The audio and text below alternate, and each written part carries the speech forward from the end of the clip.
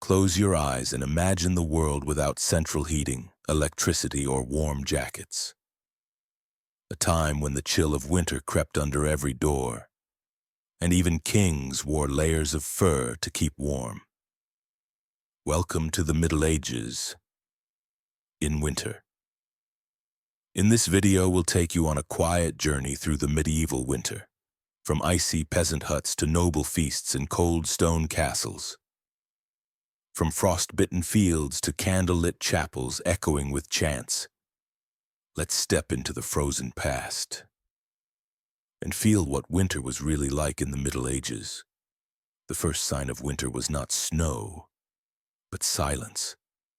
When birds stopped singing, when the winds turned sharp and carried the scent of frozen earth. When peasants looked up at gray skies and knew the hard season was near. Farmers rushed to finish the harvest before the frost ruined their crops. Villagers gathered firewood, dried meat, and sealed their homes with straw and mud. They didn't know if the winter would be kind or cruel. Inside the humble homes, people prepared the hearths. The fireplace would become the heart of the house, cooking, warming, and lighting all in one. Without it, survival was uncertain. Even the rich, living in stone castles, feared the cold. The thick walls could not hold heat. Servants hung heavy tapestries on the walls and laid rushes on the floor to stop the chill from seeping through the stones. Outside, the world was quiet. Fields were bare. Animals were kept in barns close to people for warmth and security. Villagers wore all the clothes they owned, woolen tunics, cloaks, hats, mittens made of scraps.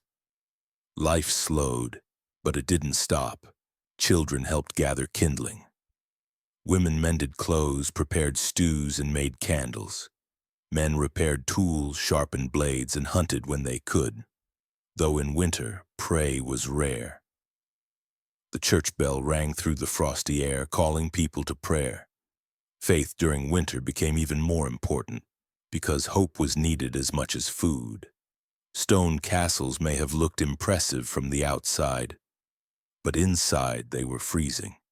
No fireplaces in every room, no insulation, just thick, cold walls. Even nobles layered wool under velvet and fur over silk. Ladies wrapped their feet in cloth before slipping them into shoes lined with hay. Men wore long cloaks indoors, their breath sometimes visible in the great hall. Servants woke before dawn to light the main fire. It would take hours for warmth to reach even a small part of the castle. Even then, most rooms remained cold all day. Beds were draped in thick curtains, not for decoration but for warmth. People slept close together. Husbands, wives, children, even servants or pets sometimes shared the same bed in winter. And still, noses remained cold. The rich might burn hardwood or even imported coal, but fuel was costly. Even royalty was cautious not to waste it. The sound of crackling fire, a luxury. The smell of burning oak, a sign of wealth. In many ways, peasants who lived in small cottages with one central fire had it warmer than the lords. Winter meant scarcity, no fresh vegetables, no fruits, no hunting for most, just what had been dried, salted, smoked, or pickled.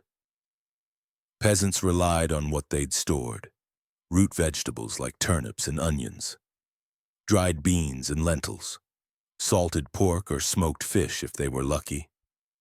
Stale bread often softened in broth, a thick hot pottage, a stew made from anything they had, was the winter staple. It simmered over the fire all day, feeding the whole family. For nobles, the story was different. They had preserved fruits, nuts, and wine, venison stored in snow or salted in barrels, pies filled with meat and spices, exotic ingredients imported from the East. Yet even for the rich, variety was limited in deep winter, and the fear of famine was real for all. A bad harvest could mean hunger until spring. And in many regions of Europe, that hunger had a name: the wolf months, January and February. when supplies were at their lowest and desperation the highest. But even in the coldest months, people found joy. Winter was also a season of celebration, especially in December, the time of Advent, Christmas, and New Year's feasts. In castles, halls were decorated with holly and ivy.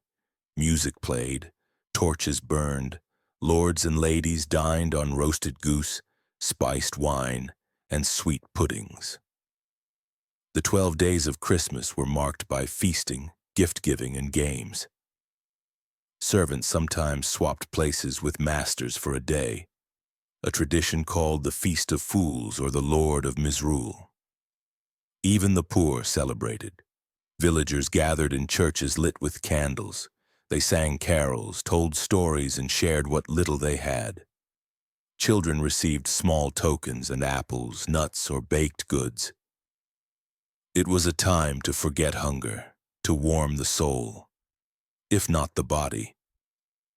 In a world where death was close and cold could kill, the warmth of community mattered more than anything. Winter didn't just bring cold, it brought sickness, coughs, chills, fevers, and worse. With little understanding of germs or medicine, people believed illness was caused by bad air, divine punishment, or unbalanced humors.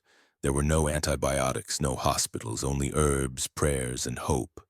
A simple cold could become deadly, especially for children, the elderly, and the poor. In villages, sickness spread fast. Homes were small and people huddled together for warmth, breathing the same air, sharing the same bowls. Church bells tolled often in winter, not just to mark the hours, but to mourn the dead. Gravediggers worked even in frozen ground. Bodies wrapped in cloth were buried quickly, often without coffins. And when the winter was harshest, when crops had failed or snow blocked travel, entire communities could perish. The fear was quiet, constant, and cold. But through it all, people endured, because they had no choice. Yet winter was not only sorrow, it also held a strange and gentle beauty.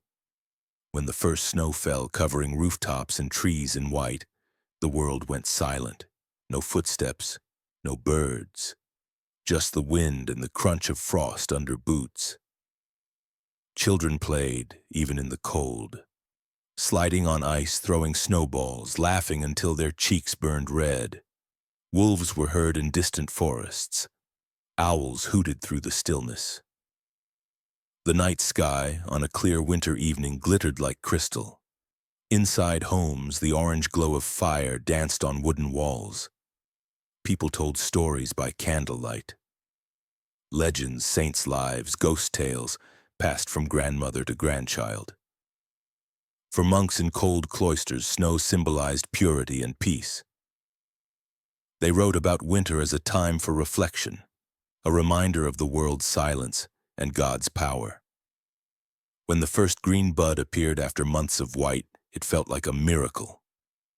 Snow melted into rivers, birds returned. The sun rose earlier, and so did people.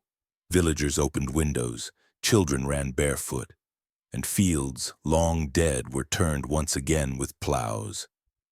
People celebrated Candlemas, Easter, and May Day, holidays full of hope and light. They sang, they danced, they thanked the heavens for surviving another winter. And in the back of their minds, they knew another winter would come, but for now, there was life. When night fell in the medieval winter, it fell hard. There were no streetlights, no lamps outside, only moonlight, stars, and the soft flicker of fire. Most people went to bed early, not just because they were tired, but because the darkness left them no choice. Yet the quiet of winter nights was unlike any other. The crackle of firewood, the slow drip of melting icicles, the rustle of blankets, and prayers whispered in the dark. Some lit candles before small wooden statues of saints. Others fell asleep to the sound of stories, tales of dragons, miracles, or far-off kings. In those still hours, hope lived quietly. in the warmth of a shared blanket, in the glow of a coal that still burned, in the promise that no winter, no matter how long, would last forever. And when people closed their eyes, they dreamed not of gold or glory, but of spring. If you were to walk through a medieval village on a winter morning, you wouldn't hear much noise. There were no cars, no ticking clocks, no humming machines. Only the soft rhythm of life wrapped in snow, a distant rooster calling into the mist, the creak of a wooden door opening to cold air, footsteps crunching frost beneath worn leather boots, the slow strike of a hammer in a blacksmith's cold forge. Inside homes, a baby might whimper in the quiet. A woman might stir a pot, wooden spoon tapping gently against the side, the crack of kindling, the hiss of water heating in a kettle. Monks in distant monasteries sang in deep harmony, their voices echoing through stone chapels as the first rays of sunlight pierced frosty glass. It was a winter not of silence, but of softness. Even suffering moved slowly in the cold, pain whispered, hunger lingered, but so did beauty. In the stillness, people noticed more: the shape of a snowflake on a woolen sleeve, the warmth of hands around a clay mug, the softness of fur draped over shoulders, the dance of firelight on wooden beams. In the Middle Ages, winter wasn't only endured, it was heard, seen, and remembered. It was a time of hardship, but also of resilience, of shared warmth, sacred songs, and simple joys, of people who faced the cold not with comfort, but with courage. Thank you for joining this gentle journey into the medieval winter. Sleep well, and may your dreams be warm, even on the coldest nights.